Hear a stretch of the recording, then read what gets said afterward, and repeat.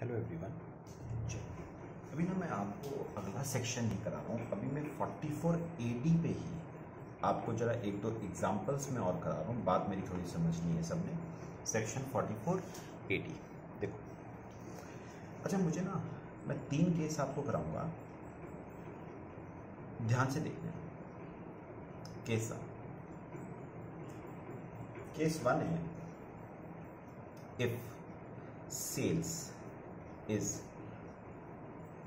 Less than equal to 1 crore. ठीक है, चलो एक PL बनाओ छोटा सा। ये एक्चुअल बनवा रहा हूं। एक्चुअल सेल्स 1 करोड़ से कम है, कुछ भी ले लो, 90 लाख ले लेते हैं। ठीक है, एक्सपेंसेस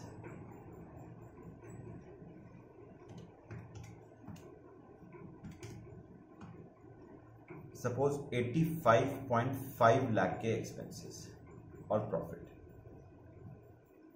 4.5 लाख का प्रॉफिट। ठीक है, ये एक्चुअल की बात कर रहा हूं। अच्छा अगर मैं प्रॉफिट का परसेंटेज निकालूं ऑन सेल्स तो 4.5 lakh divide by 90 lakh into 100, 5% का प्रॉफिट है आपका। ये एक्चुअल है।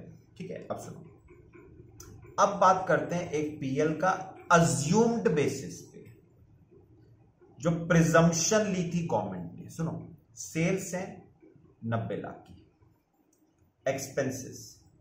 अब बताओ गवर्नमेंट का कहना क्या था?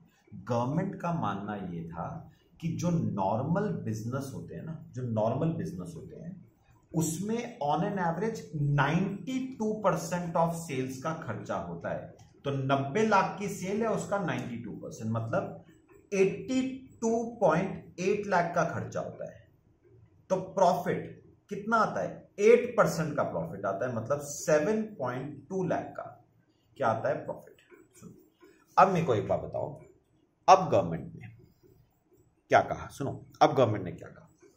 गवर्नमेंट ने कहा अगर तो आप इस प्रॉफिट पे क्या दे देते हो? टैक्स दे देते हो, तब तो बहुत बढ़िया बात है, तब तो बहुत बढ़िया बात है।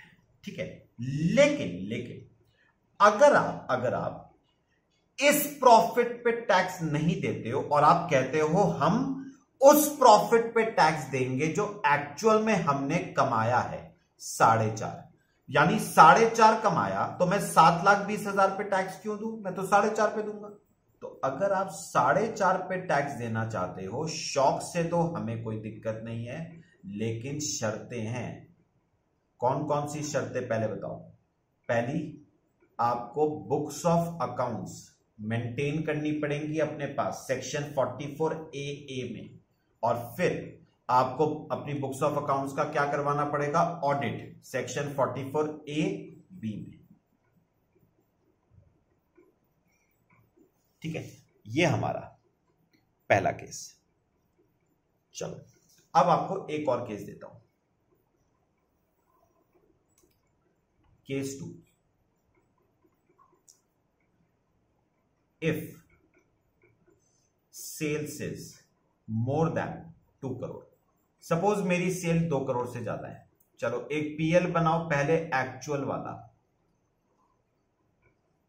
Sales 2 crore, expenses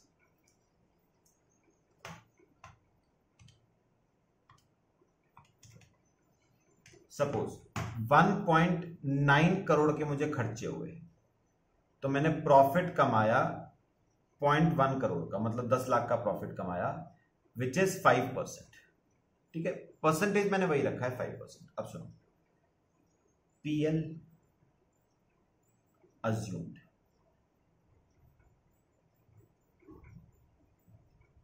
PL assumed.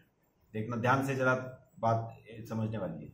Sales हैं, सेल्स सॉरी मैं चेंज कर लेता हूं थोड़ी सी। 2 करोड़ नहीं लेता एग्जैक्ट, मैं ले लेता हूं 2.5 करोड़। ठीक है, थोड़ा चेंज करना, 2.5 करोड़।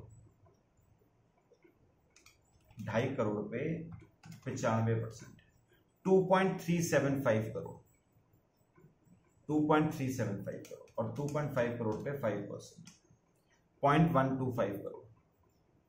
ठीक है, अच्छा अब सेल्स 2.5 करोड़, अच्छा, गवर्नमेंट ने क्या कहा था? गवर्नमेंट ने कहा, ध्यान से सुनना फिर चेंज करूंगा।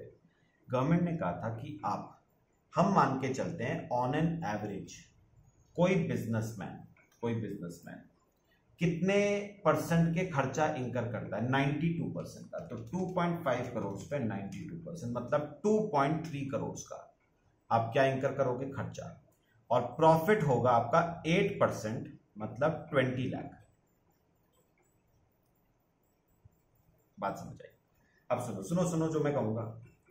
अब गवर्नमेंट ने आगे क्या कहा? गवर्नमेंट ने कहा अच्छा, अगर आप 20 लाख पे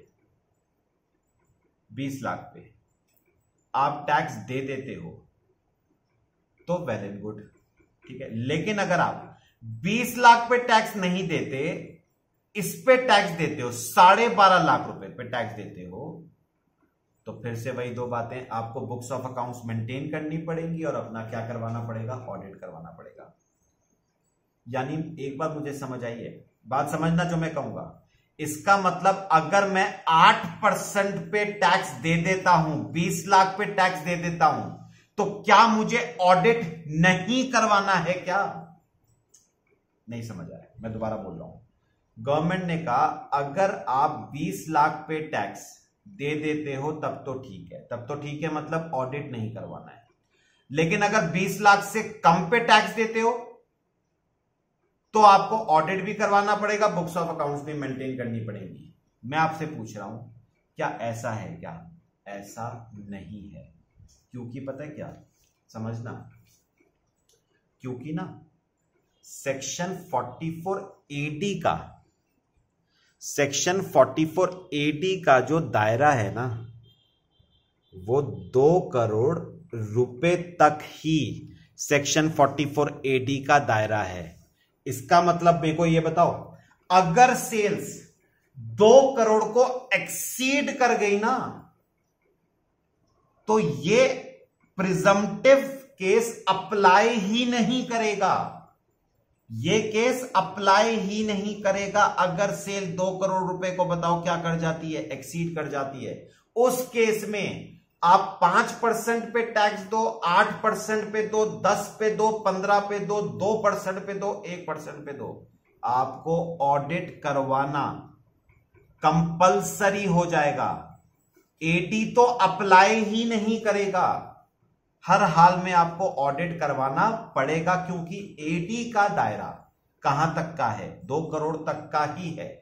यानी प्रिजम्पटिव टैक्सेशन का केस अप्लाई तभी तक करेगा till sales is up to 2 crore. एक बार सेल 2 करोड़ को एक्सीड कर गई तो आपको 44AD अप्लाई नहीं करना है, प्रिजम्पटिव टैक्सेशन के हिसाब से टैक्स देना ही नहीं है, आपको एक्चुअल बेसिस पे ही टैक्स देना पड़ेगा और ऑडिट करवाना पड़ेगा आपको, ठीक है।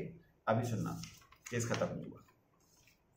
अब मैं आपको ना एक एग्जांपल और करा रहा हूं, ध्यान से मेरी बात समझनी है सबने, बहुत ध्यान से देखो। केस 3 है, सेल्स मोर देन 1 करोड़ है but less than equal to 2 crore है, ठीक है। चलो पीएल बनाओ फिर से एक्चुअल वाला। याद रखना 1 करोड़ से ज्यादा है सेल लेकिन 2 करोड़ तक है। कोई भी ले लेते हैं फिगर, 1.5 करोड़ ले लेते हैं, चलो सेल्स 1.5 करोड़ है, खर्चा 95% का इंकर करा तो 1.5 करोड़ पे 95%, 1.425 का खर्चा, प्रॉफिट 0.075 करोड़ का प्रॉफिट, यानी 5% का प्रॉफिट आपने एक्चुअल में कमाया। अब पीएल बात करते हैं अज्यूम्ड। पहले बताओ प्रिजम्पटिव टैक्सेशन 44AD अप्लाई करेगा या नहीं? बिल्कुल करेगा, क्योंकि सेल्स आपकी 2 करोड़ से कम है, तो सेल्स 1.5 करोड़ है। क्या कहता था 44AD? हम मान के चलते हैं कि ऑन एन एवरेज 1.5 करोड़ पे 92% का खर्चा होगा, मतलब 1.38 करोड़ का खर्चा होगा। यानी आपने प्रॉफिट 12 लाख रुपए का आपने प्रॉफिट कमाया 8% के हिसाब से। अगर आप 8% पे हमें टैक्स दे देते हो तो आपको ऑडिट करवाने की जरूरत नहीं है।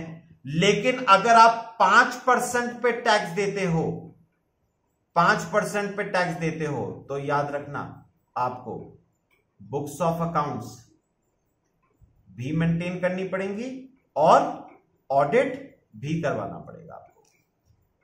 ठीक है, तो ये आपके 3 केसेस हैं जो इसमें हो सकते हैं। ठीक है, मेरे ख्याल से क्लियर हुए तीनों केसेस सबको। चलो, बाकी हम नेक्स्ट लेक्चर में डिस्कस करेंगे। Thank you.